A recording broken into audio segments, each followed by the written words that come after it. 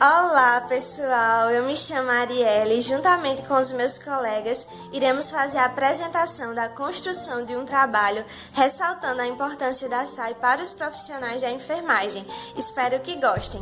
Então, o Hospital Florence Nightingale admitiu o paciente Celso Amodeu, de 55 anos, com 106 quilos e 1,70 m de altura, sendo diagnosticado anteriormente com hipertensão arterial, diabetes mellitus e dislipidemia. Sendo realizado o exame físico, foi evidenciado que o paciente faz uso de duas medicações, hidroclorotiazida de 50 gramas e atenolol de 100 gramas, e que é um paciente sedentário.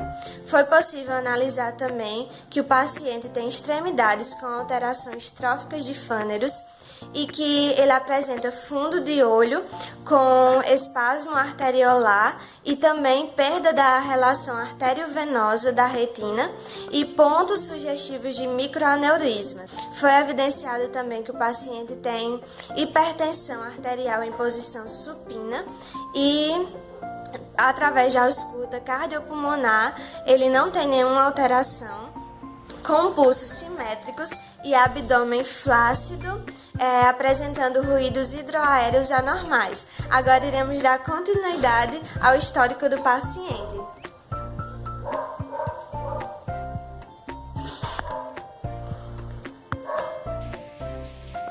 Olá pessoal, dando continuidade ao histórico de enfermagem, eu vou falar sobre os sinais vitais desse paciente, os respectivos resultados e também vou apresentar sobre os exames complementares que ele realizou. Bom, primeiro sobre os sinais vitais, a pressão arterial desse paciente deitado é de 160 por 104, ou seja, um valor elevado, acima do que a gente considera o normal. Já ele sentado, a gente verificou e estava 120 por 80, ou seja, considerado o normal. Já o pulso estava 68 bpm, ou seja, estava normal também. A respiração estava 18 rpm, também estava considerado normal, e a temperatura 36 graus Celsius.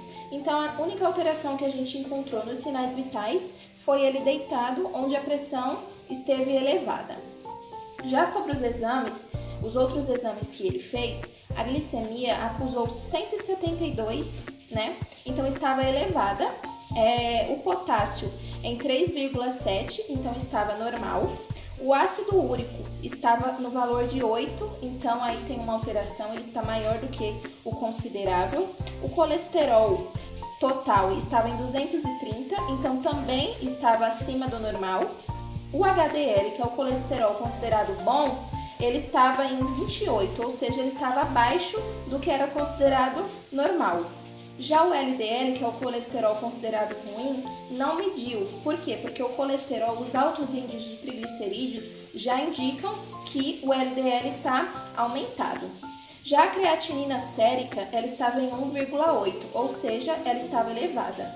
Já a ureia estava em 96, ou seja, também estava em um valor elevado, e a proteinúria estava em 1,2.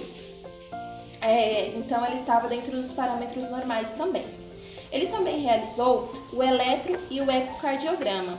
Esses dois deram valores normais, porém, teve uma pequena alteração no relaxamento do ventrículo, onde o ventrículo dele não estava relaxando da forma adequada, certo? Então, pessoal, é isso. Agora vamos passar para o diagnóstico de enfermagem.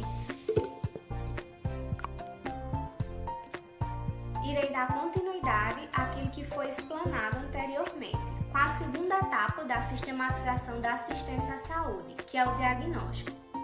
O diagnóstico são julgamentos clínicos a respeito dos resultados do indivíduo, da família, de uma coletividade como a comunidade, sobre a doença que eles têm ou podem adquirir, estão propensos a adquirir. O diagnóstico ele vai auxiliar o enfermeiro através do que vai ser realizado, os resultados esperados. Para a construção do diagnóstico, a gente tem o NANDA. E o NANDA, dentro dele, temos os domínios e as classes que nos auxiliam na hora da construção desse diagnóstico. O diagnóstico ele precisa ter título, fatores relacionados, como também as características definidoras.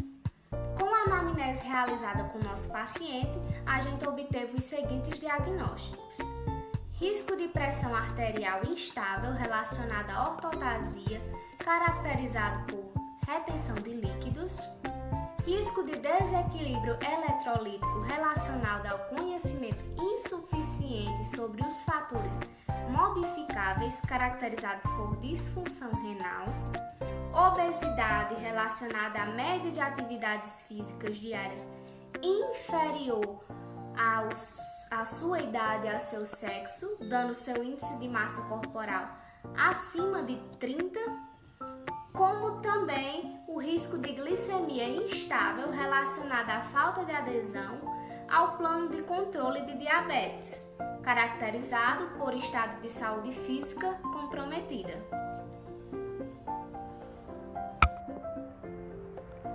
Além disso, o paciente foi diagnosticado com controle ineficaz da saúde, relacionado à dificuldade de controlar um regime de tratamento complexo, caracterizado por a falha de incluir um regime de tratamento na sua vida diária.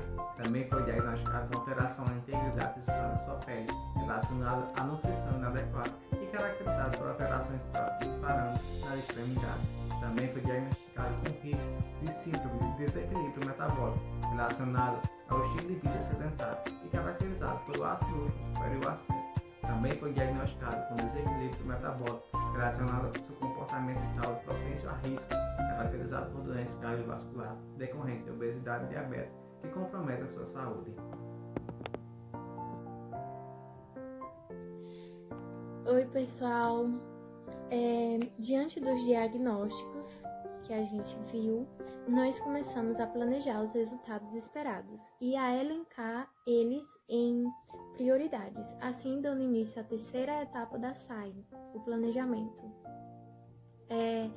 Então, com base nisso, nós percebemos que o nosso paciente, em primeiro lugar, ele precisava reduzir o seu peso, que ele estava obeso no grau 2. Então, diante disso, é necessário que o nosso paciente ele tenha algumas mudanças alimentares, algumas mudanças nos seus hábitos alimentares, né? Que inclui o quê? Uma dieta hipocalórica, hipossódica, hipolipídica, hipocalêmica e que ele também pratique exercícios físicos de 3 a 6 dias por semana e exercícios leves a moderados durante 3 meses. Os 3 meses é o tempo que a gente estipulou para que se obtenha o resultado esperado, que é a perda de peso do nosso paciente, que ele fique no seu peso ideal. Em segundo, a gente elencou que o nosso paciente ele precisa diminuir o seu consumo de açúcares e de gorduras, a fim de diminuir o seu valor da glicemia, né? E também foi prescrito pelo médico um antidiabético oral, que ele e o nosso tempo estimulado foi 3 meses para se obter o resultado da sua glicemia no valor normal, né? E o nosso terceiro resultado esperado é que o paciente ele faça o uso do medicamento fibrato, né, que foi prescrito pelo médico, a fim de tratar a sua dislipidemia, e também ele vai fazer um consumo menor das gorduras transaturadas e saturadas. Isso durante 3 meses para a gente poder obter o resultado que a gente espera. Também, em quarto lugar, a nossa prioridade é que o paciente ele faça o uso do medicamento hidroclorotiazida, que foi prescrito pelo médico com alguns inibidores, e uma dieta hipossódica, como eu já falei, a nossa primeira prioridade, né? Isso a fim de tratar a sua hipertensão arterial e a sua disfunção renal. Também durante 3 meses para a gente obter a pressão do paciente estável e a sua função renal normal. Em quinto lugar, a gente abordou sobre a integridade tissular do nosso paciente, a integridade tisular da pele do nosso paciente que está prejudicada. Então, ele precisa fazer a ingesta de algumas vitaminas. Essas vitaminas são a vitamina A, a B2 e a B5, que a gente vai encontrar em verduras, legumes, como brócolis, abacate, cenoura, repolho. E também ele vai fazer o uso de cremes hidratantes, né, para ajudar nesse tratamento. Isso a gente estimulou um tempo de 1 mês e meio para que ele possa voltar a ter a sua integridade tisular da pele normal. O nosso sexto planejamento foi que o nosso paciente ele deve fazer uma ingestão de bons itens e também deve ingerir uma quantidade de água necessária e suficiente para ele. Também deve evitar alimentos de origem animal, em especial as vísceras. Também deve evitar alimentos enlatados e frios em geral, a fim de diminuir o seu valor do ácido úrico. A gente estimulou um tempo de 3 meses para que se obtenha esse resultado. E por fim, a gente percebeu que o nosso paciente ele precisa de um acompanhamento profissional, de um nutricionista, psicólogo e também um enfermeiro. Ele pode estar ali dando instruções para o nosso paciente, né? Para que ele possa conseguir seguir a dieta e obter os resultados esperados.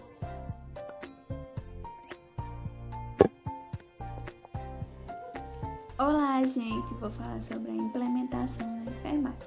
E primeiramente, a gente começará ajustando a dieta juntamente com o nutricionista, com o intuito de orientar uma dieta hipocalórica, sugerir a substância de açúcar e um uso da alternativa do sal.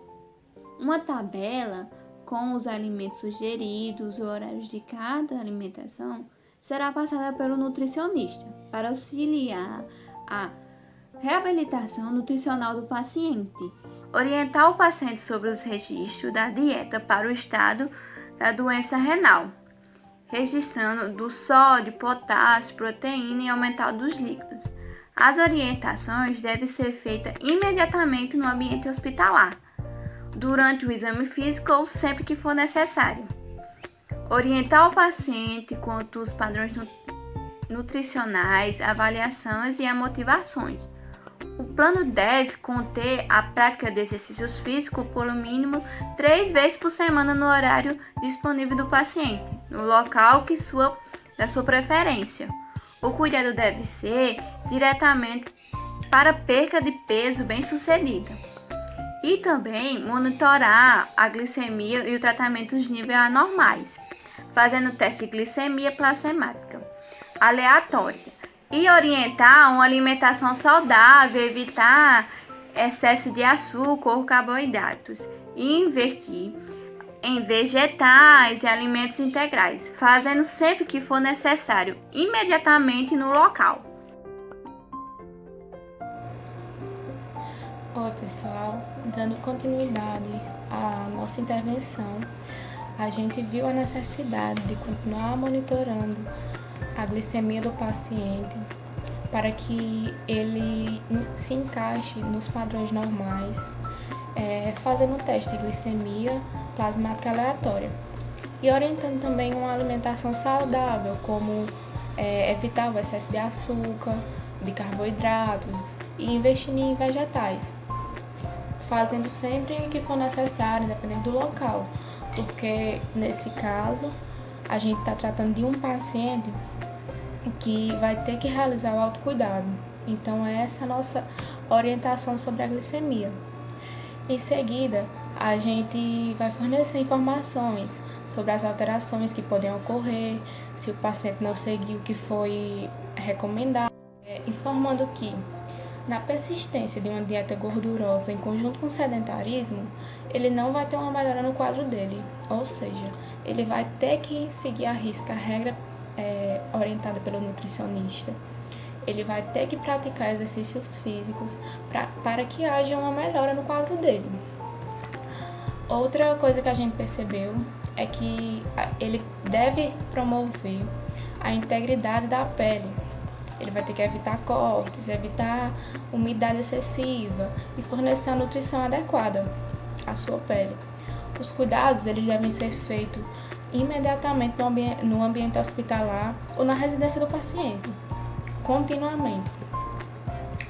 Ele também deve se nortear que práticas de exercício físico é de suma importância para manter o equilíbrio metabólico e controlar a presença de outras patologias.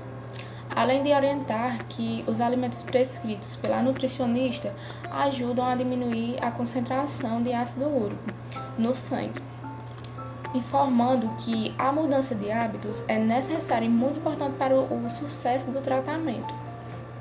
Também é necessário orientar o paciente que ele deve aumentar as atividades físicas nos horários de sua disponibilidade, no local de sua preferência, para a perda de peso. E só assim a gente vai reduzir o aparecimento de futuras doenças cardíacas.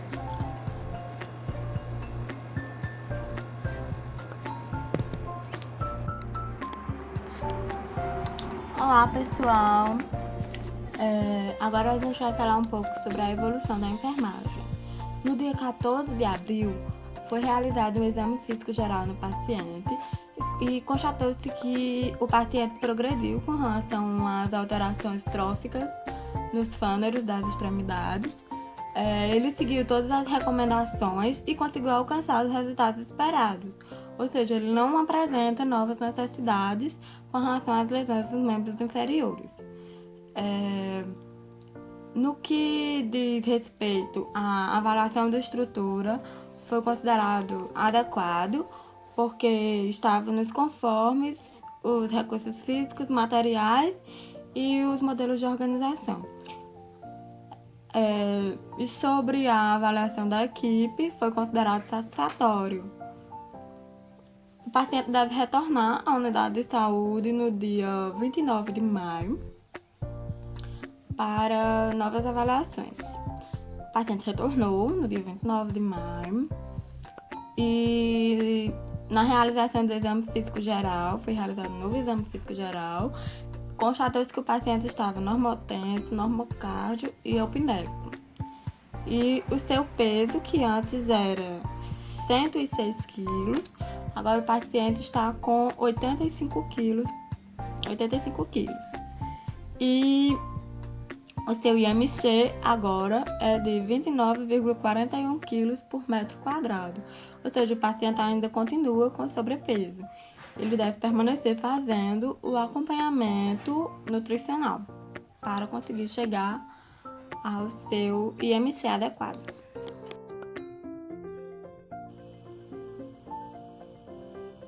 Vamos aos exames laboratoriais. Glicemia em jejum, 99 mg decilitro. Potássio plasmático, 3,7 milímetros equivalente litro. Ácido úrico, 6,8 mg decilitro. Colesterol total, 210 mg decilitro. HDL, colesterol, 45 mg decilitro. LDL, colesterol, 130 mg decilitro. Triglicerídeos, 123 mg decilitro. Creatinina sérica, 1,0 mg decilitro. Ureia, 17 mg decilitro. E proteinura de 24 horas, 128 mg 24 horas. Em virtude dos fatos mencionados, conclui-se que os benefícios pré-estabelecidos aos cuidados do quadro do paciente obteve uma evolução. No entanto, o cliente deverá fazer acompanhamento nutricional periodicamente para que seu índice de massa corpórea continue nos parâmetros ideais. A mais, conclui-se que o quadro clínico do paciente obteve uma evolução positiva. Então, pessoal, é isso.